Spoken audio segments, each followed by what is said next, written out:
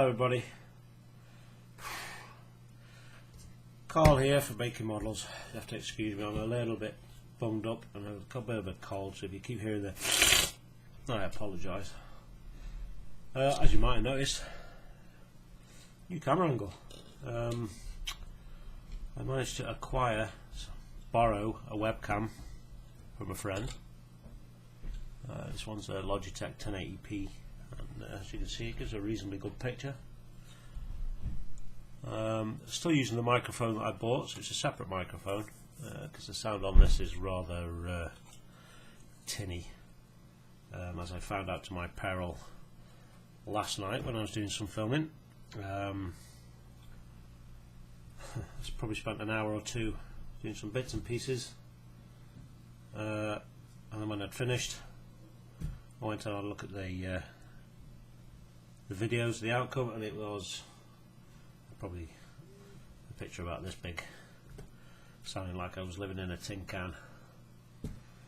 So all I got up to last night was I touched up the batten a bit more yellow, make the colour a little bit more solid. Did a little bit more on the gun. This has got quite a bit more work still to do on it. Probably needs another coat of yellow, and then it needs all the other bits and pieces touching up with the black where I've gone out of the lines. Did a little bit more on the shield, cut the nubs out, got those on. See them there. Not sure how I'm going to repaint these, whether I'm going to do them like a chrome silver or just an aluminium, or just leave them black. Not sure yet. The inside needs touching up. We broke the man down into component bits, ready to spray them up on all the bits where we've had to cut the nubs off, or it's been scratched as it's been handling it. I've just got bits of muck on it. I'll give these a blow off with the airbrush before doing that. I was planning to do that tonight, however unfortunately I am almost out of Nato black, which is the base colour I put on this fella.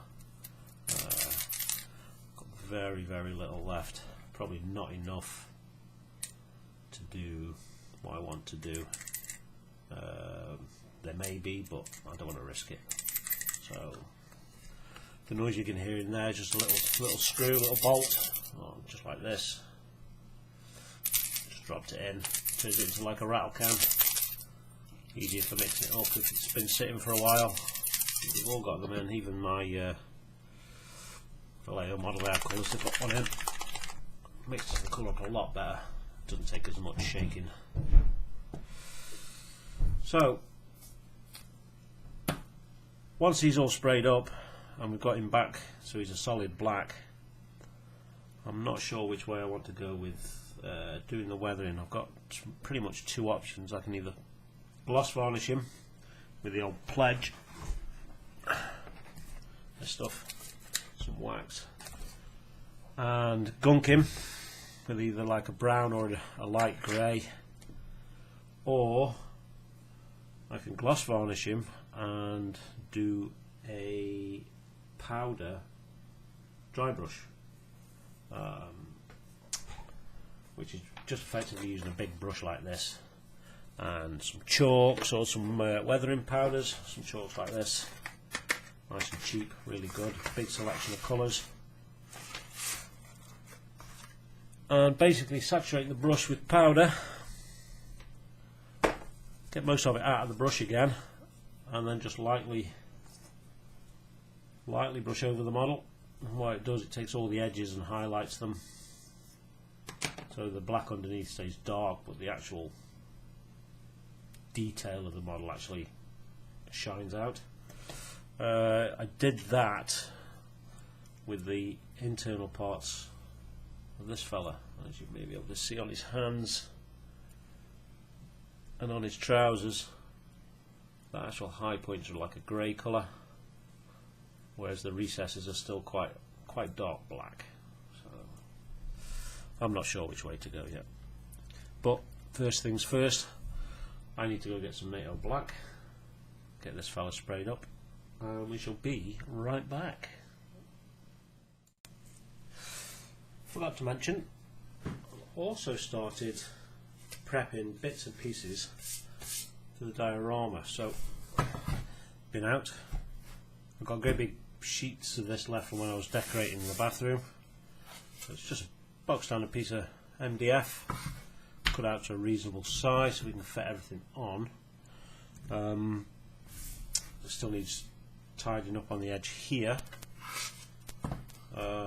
Like I said before, I'm not sure which way I'm going to go. Whether I'm going to go for like a beach, or fields, or forest, or something like that. But you've seen probably on the Facebook page how I plan to pose him. So if I go for a beach, I'll probably use something like this. This stuff really fine. It's almost sand-like, but not quite. Pretty good stuff though.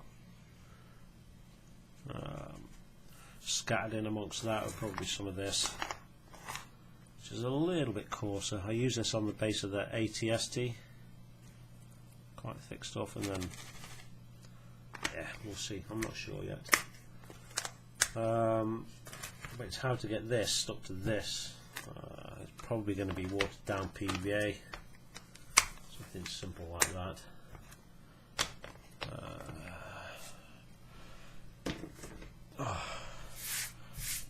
So yeah, we've got that to do as well. Just a quick glimpse. I'm not sure whether I'm going to spray this one black, but for the speeder bike, we've obviously got a bigger piece. I've just sprayed that black. So that's all. So that's coming along as well. Right, I need to go get this black paint, and I shall speak to you shortly.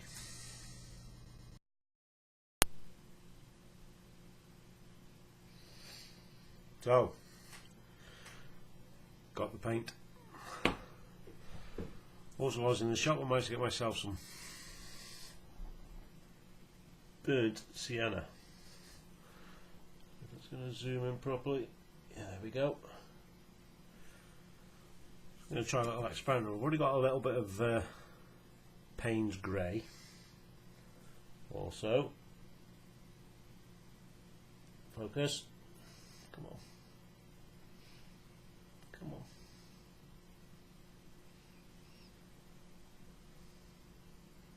No, anyway, grey. So, I'm going to try mixing a bit of this together to see what sort of colour we get. See if we get anything close to what Starship Filth is. So, I'm going to take a little bit of black on an old crappy brush. Just a little bit. In there. And a little bit of the burnt sienna. Just a little bit. Let's try and mix them together, see what we get.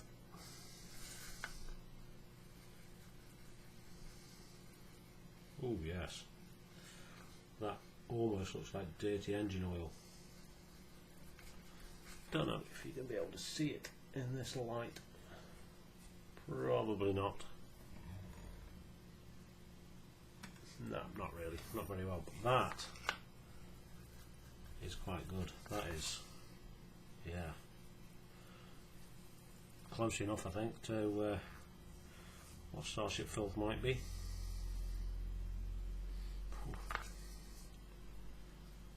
So I think I might mix a pot of that up.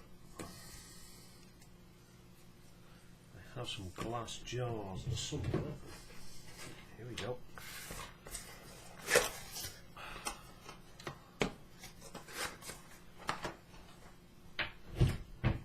So I might get a pile of that mixed up and have my very own homemade Starship Filth.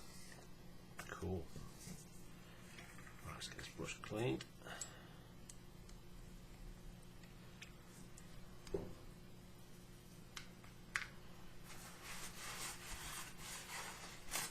Kitchen roll.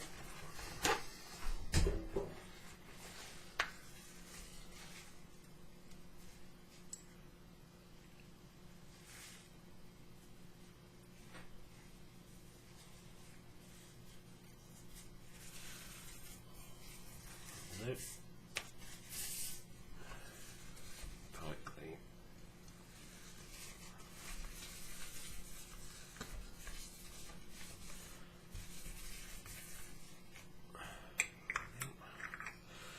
so I shall do that later on.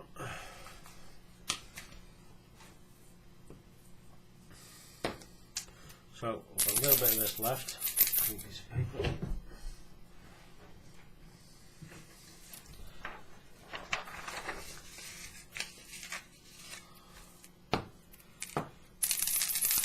So I'm going to get these sprayed up, and then we can get ready to gloss varnish. So see you shortly.